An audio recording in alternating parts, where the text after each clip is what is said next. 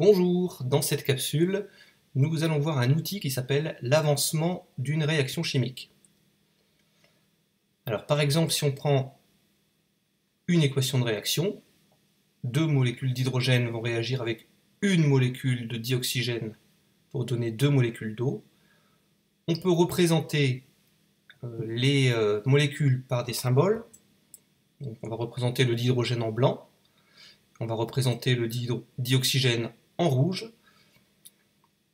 Alors si on compte ce qu'on a au début, on a bien deux molécules de dihydrogène et une molécule de dioxygène. Et de l'eau au début, on n'en a pas, donc zéro molécule d'eau.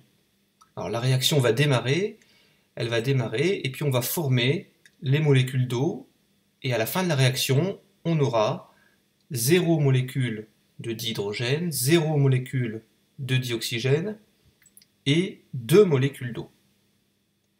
Alors si on refait la même chose avec beaucoup plus de molécules, on refait la même chose. Alors cette fois-ci, j'ai choisi de partir de 11 molécules de dihydrogène, de 5 molécules de dioxygène, et donc évidemment au début il n'y a pas d'eau qui est formée.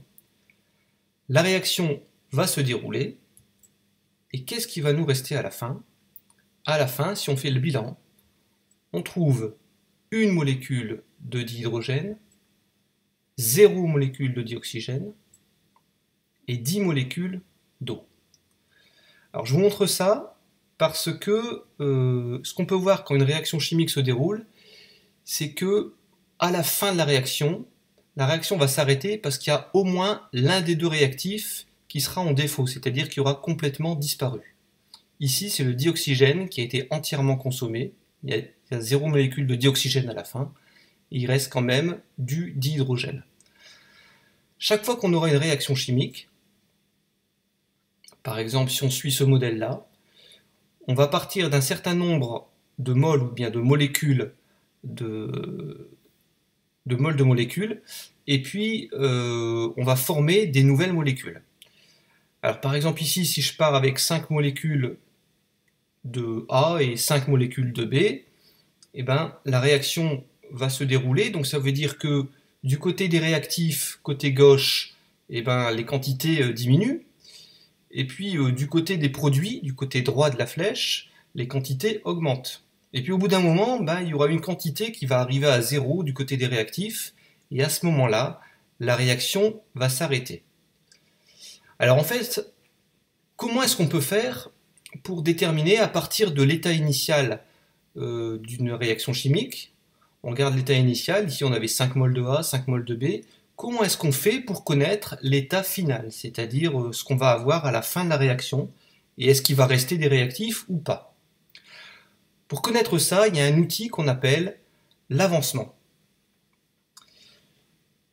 C'est cet outil-là que je vais vous présenter. Alors, on va repartir à partir d'un exemple. On repart à partir de cette équation-là, c'est la combustion du butane.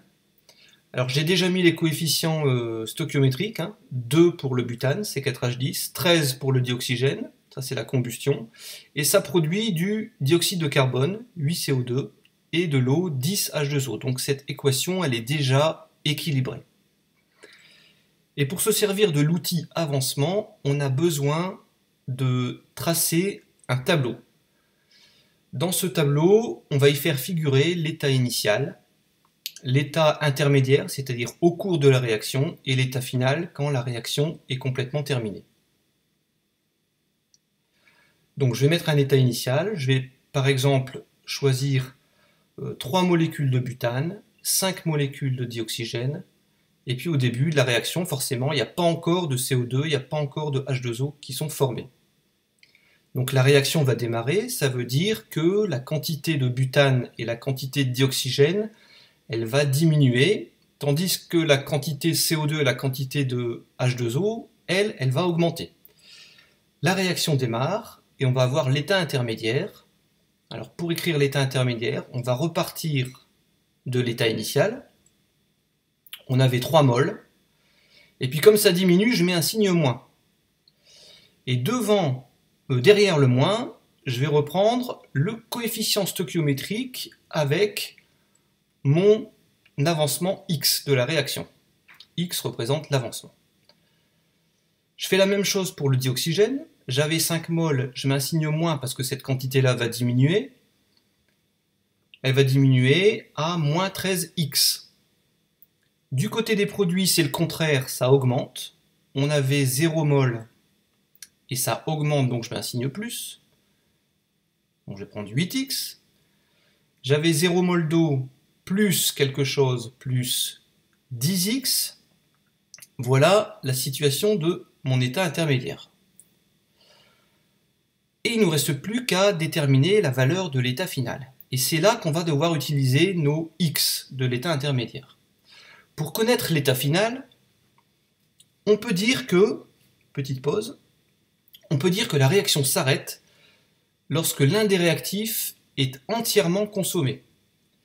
C'est-à-dire que si je reprends les quantités de réactifs restants à un état intermédiaire, j'avais 3 moins 2x, au bout d'un moment ça sera égal à 0, ou alors j'avais 5 moins 13x, et au bout d'un moment ça sera aussi égal à 0. Donc là j'ai un système de 2 équations qu'il faut résoudre. Donc c'est un petit système facile qu'on va résoudre, on va faire passer ce qui est négatif de l'autre côté de l'équation pour avoir du positif. Donc 3 égale 2x, je vais passer le moins 13x de l'autre côté, donc on aura 5 égale 13x. Et puis on résout l'équation en divisant par 2 la première et en divisant par 13 la seconde. Donc au total, voilà ce qu'on obtient, x égale 3 demi, et puis x égale 5 treizièmes. On a deux valeurs. Je peux représenter mon avancement sur un axe. Voici un axe, ça c'est l'avancement. L'avancement de la réaction, on démarre toujours de 0. Donc 0, et puis je vais placer sur cet axe mon 5 treizièmes et puis mon 3 demi, que j'ai trouvé en résolvant les équations. Et je démarre la réaction à 0. Donc la réaction commence à 0, l'avancement est égal à 0, puis on va avancer dans la réaction. Et donc, au bout d'un moment, l'avancement de la réaction sera égal à 5 treizièmes. Quand j'aurai 5 treizièmes pour l'avancement, ça veut dire que l'un des deux réactifs aura complètement disparu. Et à ce moment-là, si l'un des deux réactifs a complètement disparu, ça veut dire que la réaction doit s'arrêter.